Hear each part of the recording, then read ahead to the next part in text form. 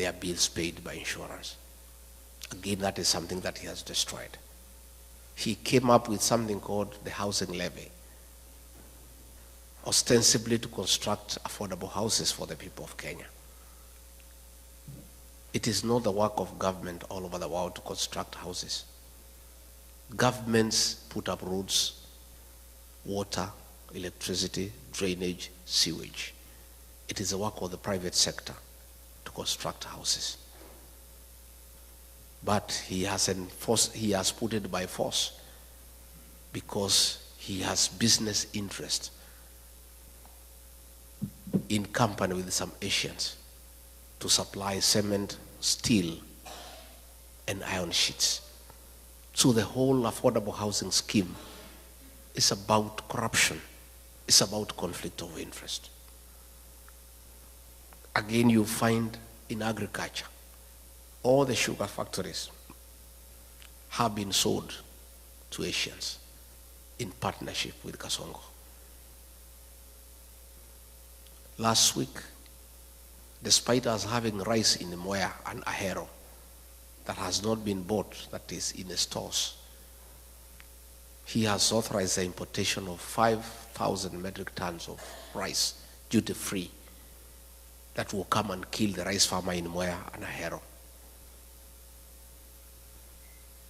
So you find, because of state capture, the president is in business in every sector. He is competing with every other businessman. And because of his advantage as president, he has killed all other business people. He's doing all the businesses in Kenya. I remember when we came into office, there's something called eCitizen.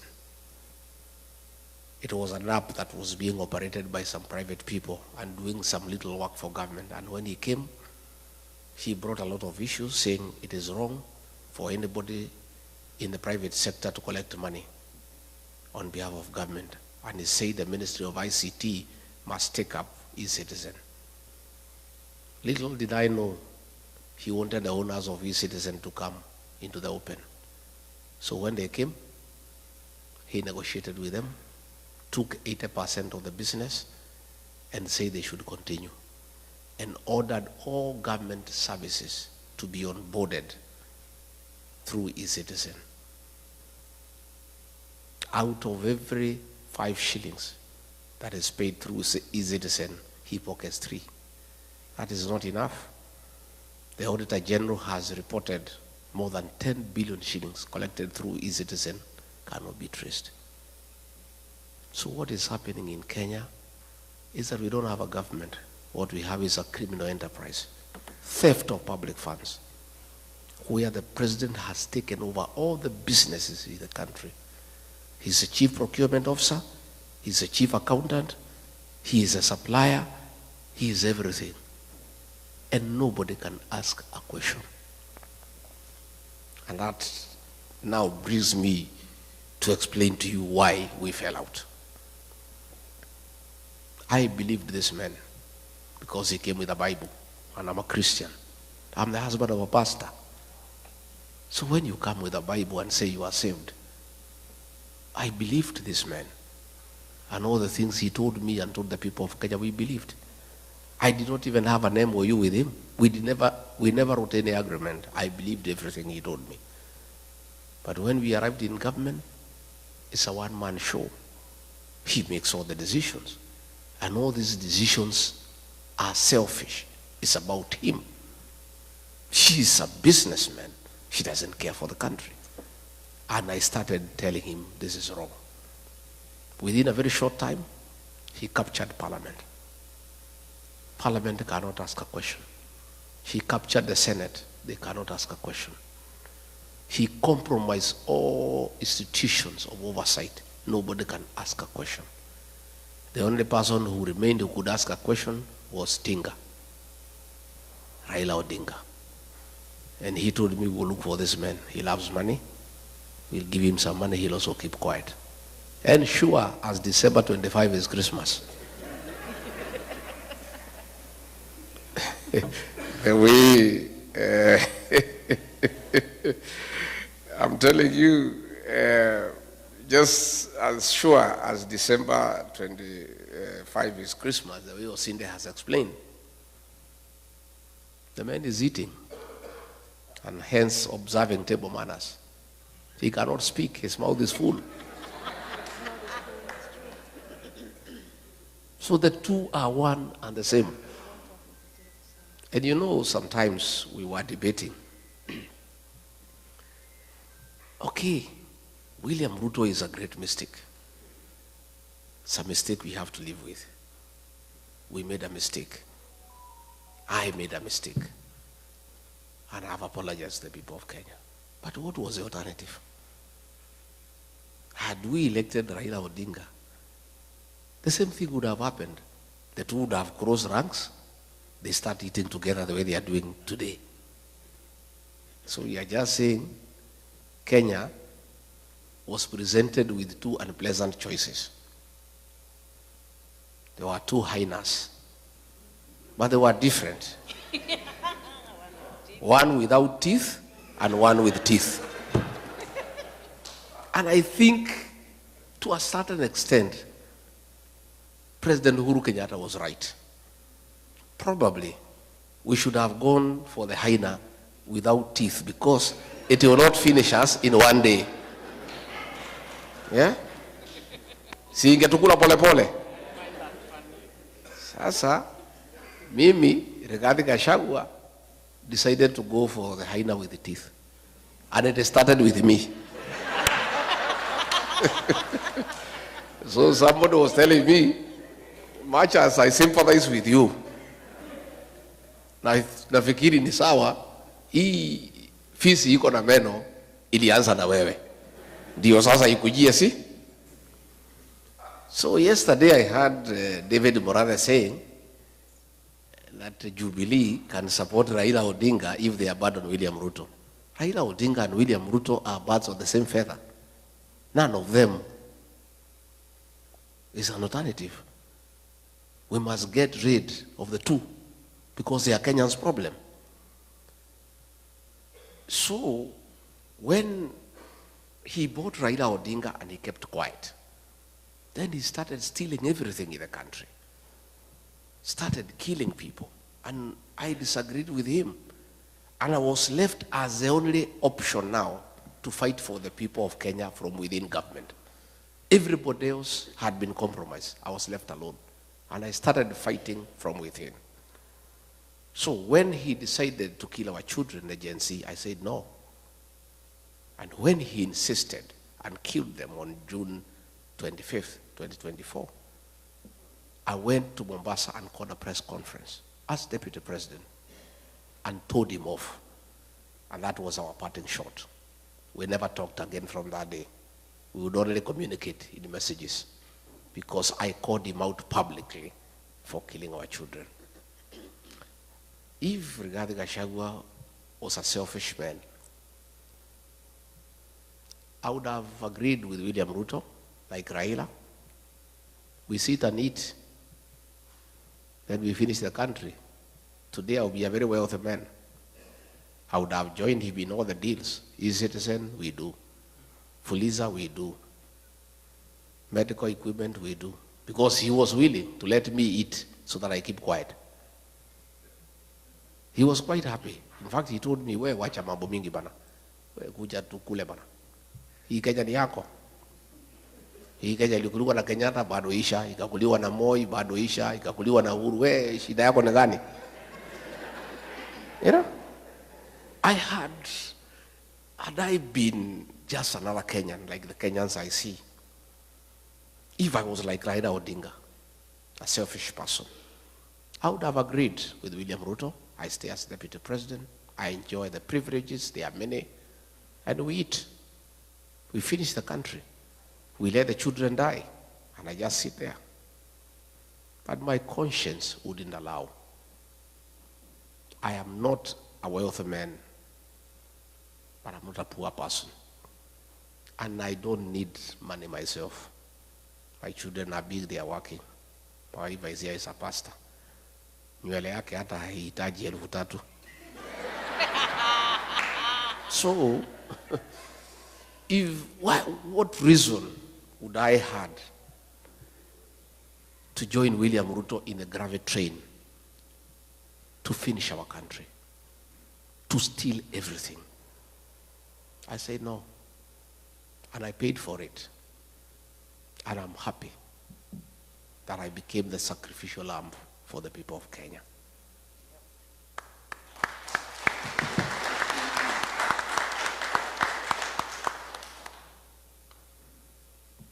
We will fix our country, and I want you to be comfortable in the knowledge that the darkest hour is just before dawn. Our dawn is coming. The mood in the country, people of Kenya have made a decision. And nothing can change that decision. In fact, it's only that it's far away. Ni mbali sana. 2 years is a long time. But we don't have a choice because we are democracy, and we don't want change through unconstitutional means. We want change through the ballot. So what we are asking is Kenyans to persevere, to be resilient, to be patient, and we'll make the change at the right time. I was worried before I came here that the level of impunity by the president is becoming dangerous because people are being killed every day. When we had Sabasaba, the government hired criminals to burn shops, to destroy property under police supervision. Policemen were shooting people without caring. Young children were killed, and the president did not care because there is nobody to ask him any question.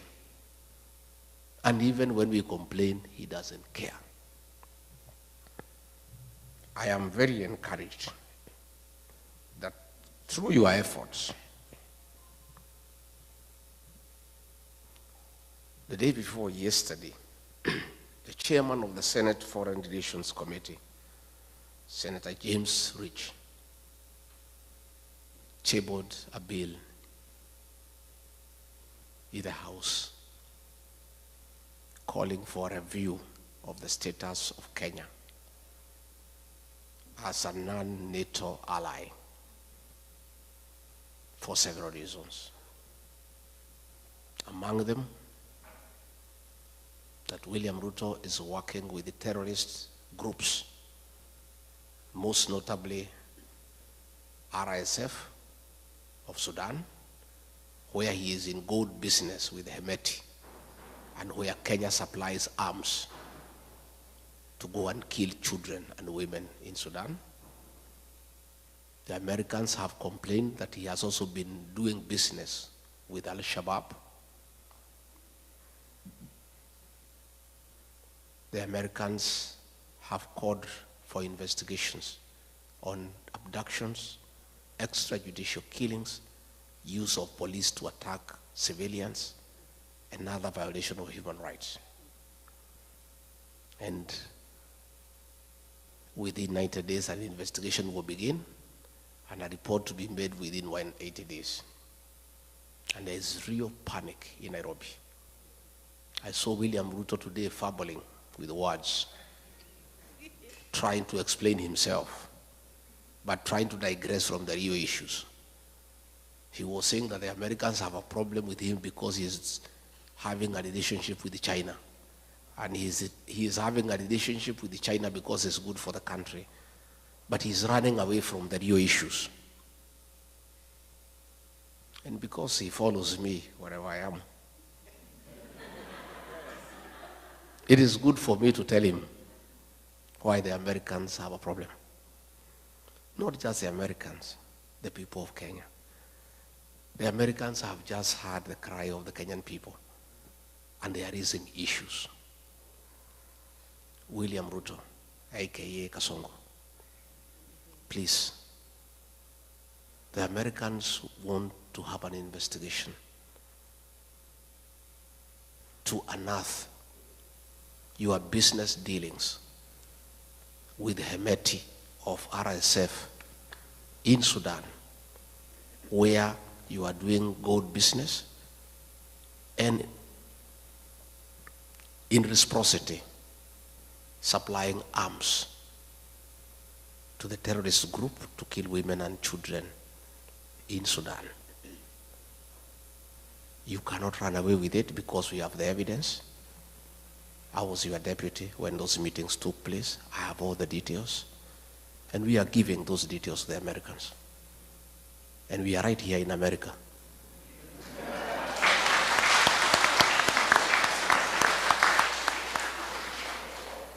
And much as you think we are stupid, don't just think we are just here, just moving around.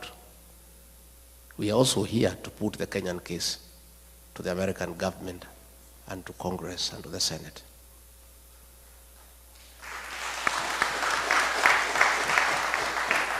William Ruto, you need to know, the Americans want to know why you are working with Alishababu. Why, when you are in Mandere, you met 3 leaders of the Al-Shabaab militia at night to discuss business with them. They want to know why. They also want to know why you have removed the requirement for vetting of non-Kenyans before they are given IDs. The Americans are concerned that suspected terrorists will be registered as Kenyans and they will find their way to America and the rest of the world and create terror in the world. Your decision to suspend vetting of foreigners before they are given registration in Kenya is a threat to world security. And not just the Americans are concerned, Kenyans are concerned too. And this you must answer. You cannot endanger the security of the world because of your business interest. It is true you are doing business with Al-Shabaab, but you cannot endanger world security. The Americans also want to know why, against the Kenya Constitution, you have become the worst violator of human rights in Kenya. Why are you abducting young children? Why are you killing young children? Why did you abduct American, Turkey nationals of American origin who were abducted and disappeared? These are things that are in the radar of the American security system. You can play around with people in Kenya, but you cannot play with the American government. They have you on the radar. And the evidence is everywhere. And you cannot run away from it. So please, don't hide behind China. The issues you need to confront are well known to you. That you have compromised world security in pursuit of business interest. And this time around, you will not escape. You may push people around in Kenya. You may harass everybody in Kenya. But I don't think you have the capacity to harass the American government. And they have you under the radar. You can run, but you cannot hide. Your day is coming. I want to say that the evidence is there. The shoot to kill orders by Kipchumba Murkomen, he cannot deny. Your own order of shooting people in the leg, you cannot deny. So even if you get the PS for Foreign Affairs to issue statements, the evidence is everywhere. And you must be held to account. In fact, the other day when I was here, I was with some senior American leaders last Sunday. And we were watching live a meeting taking place in Muranga, where policemen were beating leaders and they were protecting armed goons. And these American leaders could not believe that it is possible for policemen to attack civilians. They could not believe it. They could not believe that policemen can escort gangs to beat civilian population. William Ruto, that evidence is here in America. And there's no way you can run away from it. And those things will come to light. On that matter, let me appeal to all of you. In your respective states, you have senators, you have elected, you have congressmen, you have elected. Please tell them about Kenya. Tell them to support this bill when it comes to the floor of the House. Give them details of what is happening in Kenya so that they are well informed, so that they can support the bill, so that a review is done. And our request to the American government and the American people, please don't punish Kenya because of the atrocities of William Ruto. Don't withhold military aid to Kenya. Don't withhold sharing of intelligence with Kenya. Don't withdraw all those facilities that come with that privilege of being recognized as an ally of the NATO states. All we are asking the American government to do, once you confirm all these concerns, help us. Don't have sanctions against the people of Kenya or our country. Please, just do the right thing. Impose sanctions on William Ruto as a person, never to come to America.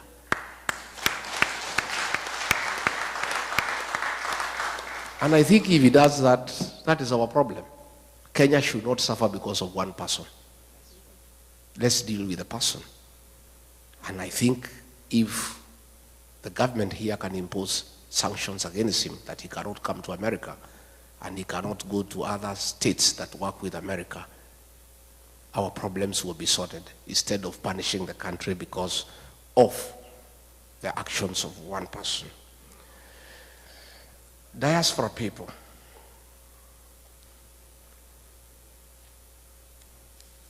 you people are very important partner to any serious administration. In the 70s,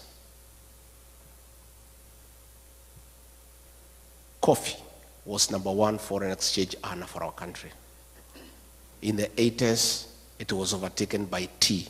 Tea became #1 foreign exchange earner for our country.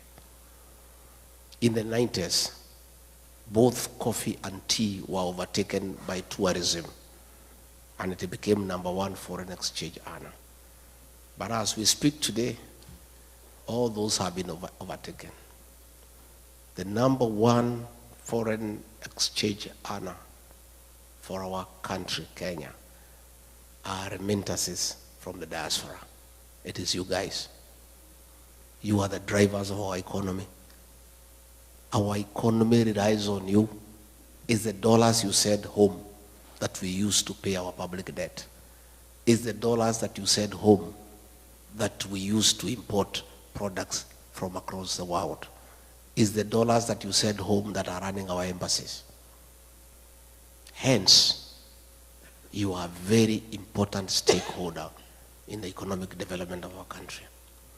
For those of us who rear dairy animals, the dairy cow, for it to give you milk, you must look after it. And if you don't, it will refuse to give you the milk. You must give it hay, you must give it dairy meal, you must give it lucerne.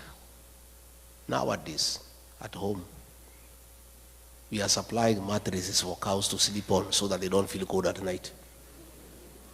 And some farmers are going to an extra mile to make sure the cows are happy and they produce milk, of playing country music of Ken Rogers and Don Williams to the cows.